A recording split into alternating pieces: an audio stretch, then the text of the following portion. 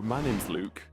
I'm a British-born polyglot, and I grew up in a national park in the north of England. I went to school in a little town called Bakewell, which is a sleepy rural town known for its traditional pudding. After I went to school, I went to university where I studied interpretation and translation with French and Spanish. And ever since my studies, I've spent almost all of my adult life living abroad. I've actually lived in 8 different countries in total: Argentina, Ukraine, Belgium, Spain, Denmark, and most recently France. I've been living here now for the last 7 years. It's something that I actually hear quite a lot. People who have grown up in very rural communities. I certainly wouldn't say that growing up in the UK is what actually sparked my interest in learning languages. I think we can all agree that England, and especially its education system, is far from being this language lover's paradise of some places. But growing up in a rural setting, I distinctly remember always longing for the foreign, for the unknown. I remember as well when we used to travel as a family. For example, we used to travel to Wales, we used to go on holidays to Greek islands, and I would be the child who would be trying to decipher the road signs in different languages. I'll be the child that would be leaning back on his chair in a Greek restaurant, just trying to work out at least one word of what the waiters were saying. And I also remember at the age of 8, I asked my auntie for Christmas for a bilingual Welsh English dictionary, which she gave me, and it's still one of my most cherished possessions. When I would ask my parents to travel somewhere, I would always give the very random options. And I remember that one of my aunts was like, "Hey, Michele, where do you want to go this year for with family vacation?" And she was expecting like, "Oh, I want to go to Disneyland or something." I said, "I want to go to Sweden," and Yeah. everybody's like, what the hell is this? What the hell is I, this skater about?" I remember saying exactly the same thing to my parents about Turkey, because I was fascinated. For about a year during my childhood, I was obsessed with the Turkish language. I'd never even heard it before, but I was obsessed with it, and I was listening to Turkish songs. I was trying to, and I was forcing my parents to take me to Turkey. But however, I didn't actually go to France as a child. I never actually went to France as a child. Well, first of all, it certainly very quickly dispelled the myth that everybody speaks English. I've actually come across more people as I've lived in different countries that don't speak English than actually do. And it's something that I say a lot to people that I meet in the UK. But actually, it's a minority of people I meet that actually do speak English. I've not become fluent in all of the languages of the countries that I've lived in. But no matter where I've lived and no matter for how long, I've always had this urge to integrate linguistically above anything else. Even before I arrived in the new country, I would be learning key phrases and looking for language courses and trying to break my reliance on English.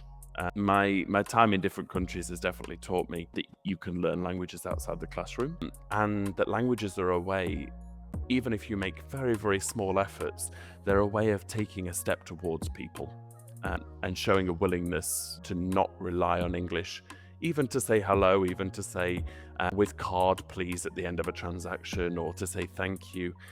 So I wanted to ask you more about your experience as working in language education. Like you currently work in a French school right now, correct? Yeah, Right? indeed. Yes.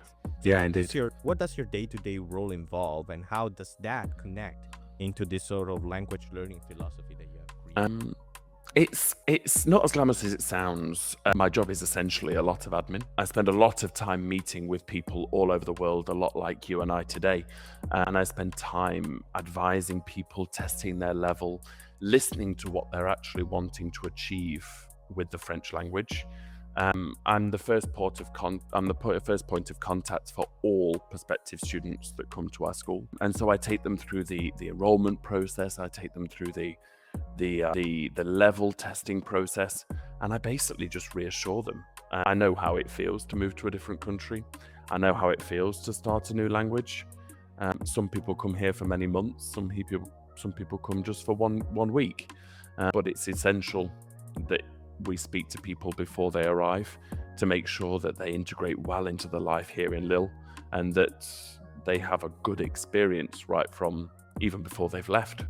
But yeah, my job is to reassure people. I talk to people a lot, and I make sure that what they're doing and why they're coming to Lille is the best thing for them, and that they're actually going to learn French in the best conditions possible. I'd say definitely the biggest difference is that French students have to learn English at school. It's obligatory.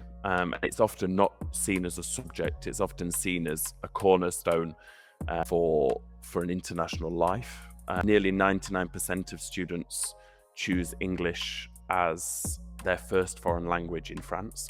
Therefore, almost all French people, especially those under 40, already have a level of English, albeit flawed due to the education system and the way English is taught.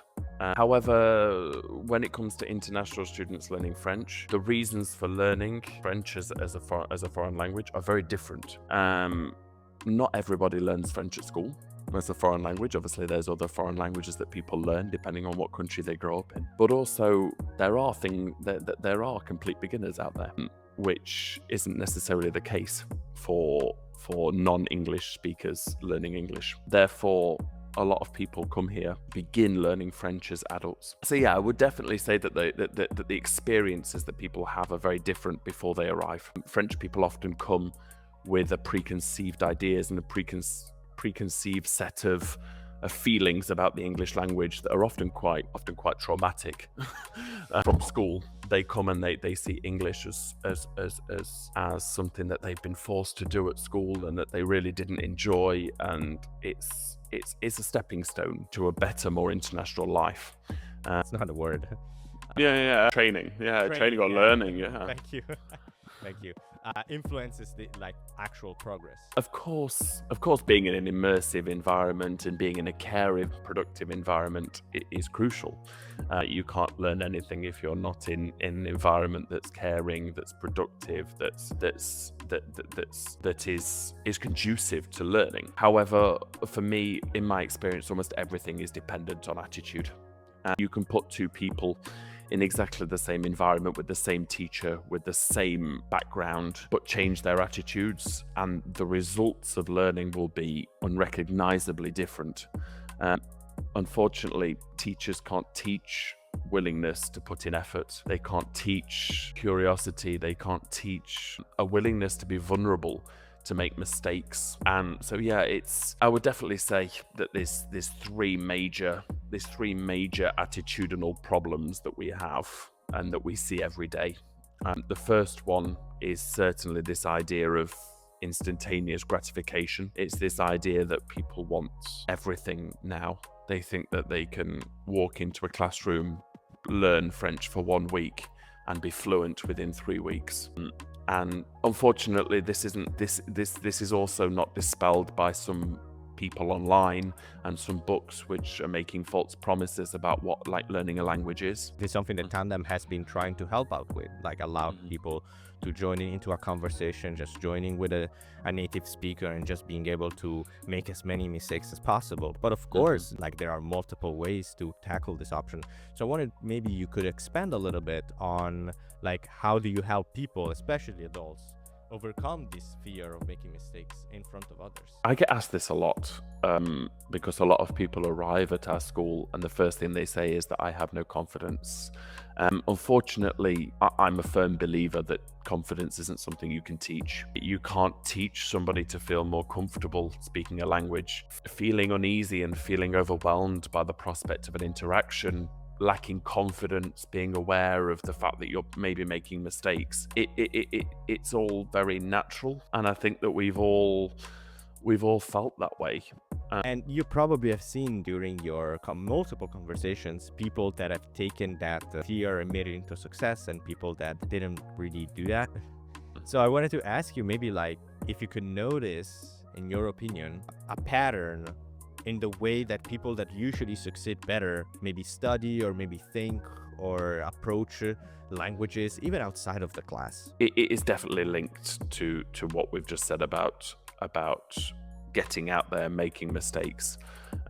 The people I see who succeed the most in learning French, especially in an immersive environment within France, are the ones that dare. They're the ones that go up to somebody and ask They go to a coffee shop and they need a spoon, and instead of going, oh, it's okay, I don't need a spoon, actually, they go and ask, and they put themselves in they put themselves in uncomfortable situations, all in the name of progress. Also, people that come and admit that they've not understood something and they come and ask for a second opinion or a second explanation. I don't necessarily work face to face with students in a learning environment. As I said previously, I spend a lot of time doing admin with prospective students. You've probably asked me my favorite question, and it's one that I can speak about for hours and hours, but I will spare you that. Obviously, English is, in 2026, the dominant global language of communication, trade, research, business, and the ways that dynamic threatens other languages is extremely complex, and I would not be able to go into all of that. However, for me, it affects smaller languages in two ways. Firstly, the dominance of English dilutes cultures, and it infiltrates spaces where traditionally other languages were commonly used. This is what I call linguistic globalization, and we see it in a lot of cities that are victims of over-tourism, like Dubrovnik, Barcelona, Lisbon. Places where culture and languages once shone are now being filled with signs in English, coffee shops where you can only buy a flat white in English, big Anglophone chains. You can also see it in a lot of cities where there's large expat communities, for example, Brussels and Amsterdam, and any event that has the word expat in the title is always going to be a place where English is spoken at the detriment of other languages, but also at the detriment of other immigrant languages spoken in the room as first languages. In both of these contexts, English is used as a tool. It's used in its most soulless of forms. And for me, what I find the saddest is that it's the language that I hear in these environments is so diluted and so cultureless that it's drained of all of the childhood notions and attachments that I have to English.